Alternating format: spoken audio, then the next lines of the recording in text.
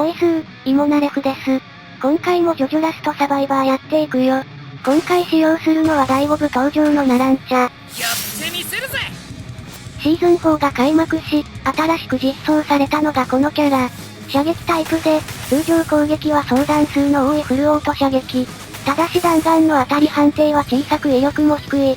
攻撃に使用する精神力ゲージの回復速度もかなり遅いので、戦闘中の弾切れには注意する必要がある。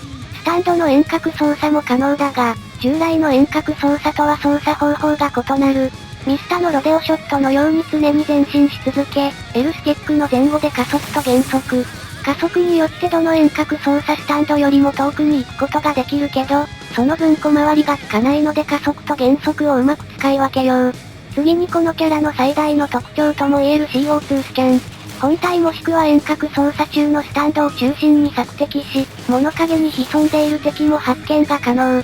敵がいた場所にマーキングがつくといった仕様であり、動き回る敵を追尾するわけではないのを覚えておこう。また、使用する際の音やエフェクトは他のプレイヤーからもしっかりバレることに注意。アルティメットスキルはナパーム弾を投下するボラーレボム。爆発ダメージと一瞬のスタン効果、さらに爆発した範囲が一定時間炎上し踏み込んだ敵にもダメージを与えるよ。レベルを上げることで最大3回まで使用できるので、奇襲や近距離での自衛手段など状況に合わせて使い分けよう。最後にナランチャの特性として、体格が小柄なので光一くんのように小窓をくぐることが可能。光一くんと違って移動速度は通常のキャラと同じなので、市街地では他のキャラにはできない移動能力を発揮できそうだね。それでは本編行ってみよう。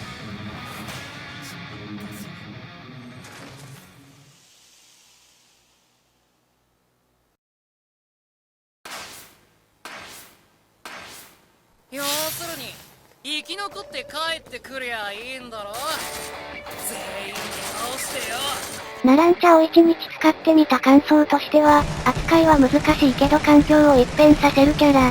ぶっ壊れキャラとかそういう意味ではなく、ナランチャが出たことによって他のプレイヤーは隠れていることが難しくなり、乱戦状態になりやすくなった。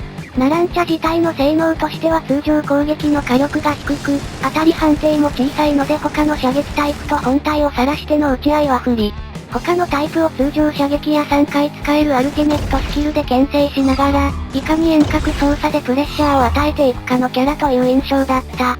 おっと遠くにプレイヤーがいるな。そこにいるな。めちゃくちゃ撃ってみる価値はあるな。数発当たったけどそんなにダメージは入ってなさそうだな。建物に逃げられたか。エアロスミス。ナランチャは歌教員よりも遠隔操作中の射撃の威力低下は少ない。しかしこの状況だと与えられるダメージはわずかなので、ダービーの資格を狩るのを優先しよう。絶対逃がさねえぜ。さてここら辺の資格を狩れればレベルマックスになれるな。人数も減ってきているし早いところシールドを集めて遠隔操作ができるポジション取りをしたい。わかったぞ。プレイヤーがこっちに来ているな。CO2 スキャンは使ったエフェクトや音が相手にバレてしまうけど、逆に相手に見つかったというプレッシャーを与えることもできる。近づいてくるということは近距離タイプだな。ブチャラティ。お前には向いてない。わかんねえよ。俺、わかんねえ。この地形では不利なので、距離を取って戦うかどうか決めよう。ナランチャのスキャンを使えば、相手が追ってきていてもすぐにわかる。どうやらこちらを追うのは諦めたっぽいな。あ、全く逆の方向行ってたわ。適当に攻撃するだけして、アイテム探しとポジション取りをしよう。ジョータロウが他のナランチャと交戦しているな。射撃キャラにとって終盤残っていて欲しくないキャラなので、便乗して少しでも削っていきたい。てめえ、なめやがって。ジョータロウはブロッキングを持っていて厄介な相手ではあるけど、広い地形なら引き打ちができるし近づかれてもアルティメットスキルで自衛ができる。ボラーレボムはうまく使えば射撃キャラの中ではトップクラスの自衛能力を発揮できるので、地形や状況を見極めて適切なタイミングで使えるようにしたい。別のナランチャに見つかったか、ひとまず撤退しよう。あ？よし投資アイテムゲット。スキャンは便利だけどやっぱりこちらの方が数段便利だ。エアロスミス。熱いぞ。さて、周囲に他のプレイヤーはあそこでやり合ってる2人がいるな。冗談じゃねえぜ。いかん、調子に乗りすぎたわ。やはり戦闘機らしく、一撃離脱戦法に徹するのが一番だな。そして近くにさっきのナランチャが来たか。そこにいるな。結構当たったように見えたけど、機銃の片方が地形に吸われて半分しか当たってないなあれ。まあそれでもこの場面でのダメージは結構きついだろう。このまま終盤戦と行こう。ちくしょう。ここでやり合ってもいい。やれてねえ。スティッキーフィンガーとりあえず建物に入れればそれでよし。もし無理やり登ってきても階段でボラーレボムを使えば、爆発と燃焼ダメージで相手は大ダメージを免れられない。次の縮小範囲もこっちだし、このまま守りを固めて遠隔操作で攻撃だ。さてこうしているうちに外ではやり合って消耗しているな。私は下の階にいるプレイヤーを牽制だ。残りのプレイヤーは2人、しかしこのエリアの狭さなら CO2 スキャンを使えば一発で居場所がわかる。何わかったぞ。ブチャラティがスティッキーダイブを使った、ということは1階に行ったということだ。それなら射撃で撃ち下ろし放題だ。時を止まれザワールド死ねーいてめえぶっ殺うわ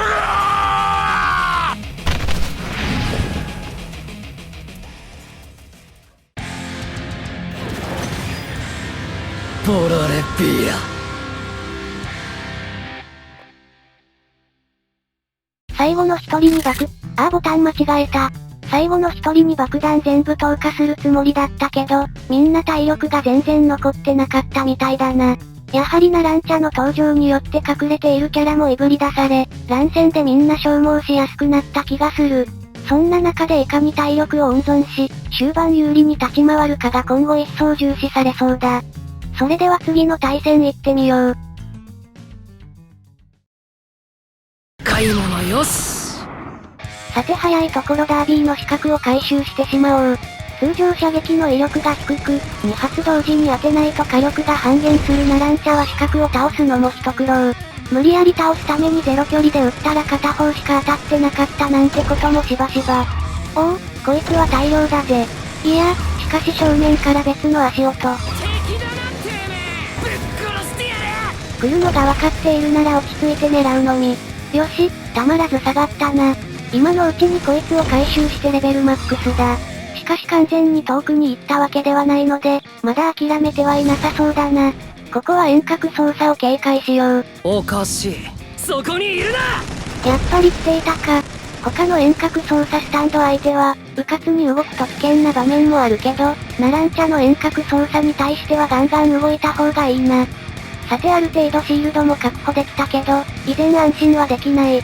射撃キャラの多い環境ではどこから弾丸が飛んできて削られるかわからないし、ナランチャが実装された現在では高速で飛んでいるエアロスミスが、どこからこちらの足音を聞きつけてくるか分かったものじゃない。スキャンをするまでもなく、スタンドを遠くまで飛ばせるというのはそれほどまでに恐ろしい。おりゃーてめえ、なめやがって。目いっぱい距離を取ったと油断していたらこれである。残り人数も少なくなってきたしこれ以上のシールドの確保は難しい。少しでも体力を温存しておかねば。残りのナランチャ同士がやり合ってるな。ここはもう絶対に本体の位置を悟られてはならない。ここは遠隔操作を駆使して他のプレイヤーに牽制をかけながら、じっくり攻めよう。エアロスミス。ナランチャが小柄なせいもあって、この田園地帯じゃこれだけ開けた地形なのに居場所がつかみづらい。常に二人とも位置を把握しておきたいんだけどなかなか難しいな。いかん、本体が見つかったなこれは。早いところ安全地帯内を確保しないとまずい。そして本体を遠隔操作で狙われないように、両方のプレイヤーに牽制をかける必要がある。めちゃくちゃ撃ってみる価値はあるな。人数が少なくても残ったプレイヤーの技量が高くて想像以上に緊迫した勝負だ。気を抜いたらどこで持っていかれるか分かったもんじゃないな。できることならこのまま体力を残したいが。茂みに潜ったところは見られてないはずだが普通に撃たれた。やはりこの勝負、小手先の戦法など通用しないな。さかしい考えは捨てて、このまま真っ向勝負だ。次の縮小範囲は向こうか。ここはエリア外の者同士で打ち合うよりも、いいポジションにいる相手を狙った方が有利になりやすい。やれるぞ。さあ各々のポジションが動いてきたぞ。もういつ勝負が大きく動いてもおかしくない。待っていたぜ。ぶっ殺してやる。やめやがって。ちくしょう。やったか。やれてねえ。手逃がさねえぜ。ちくしょう。命令、二貫料、金も品物も全部燃えちまった。首の皮一枚残った、ギリギリの勝負だった。というわけでナランチャでした。圧倒的な索敵範囲で敵を捉えて機銃で撃ちまくり、ナパーム弾で奇襲や自衛、燃焼でさらなるダメージを与えることが可能。さらにペア戦では CO2 スキャンで発見した敵が相方にも見えて、さらにチーム戦を奥深くしてくれるよ。得意不得意がはっきりしているキャラで少々難しいけど、環境に一石を投じてくれるいいキャラだね。それではご視聴ありがとうございました。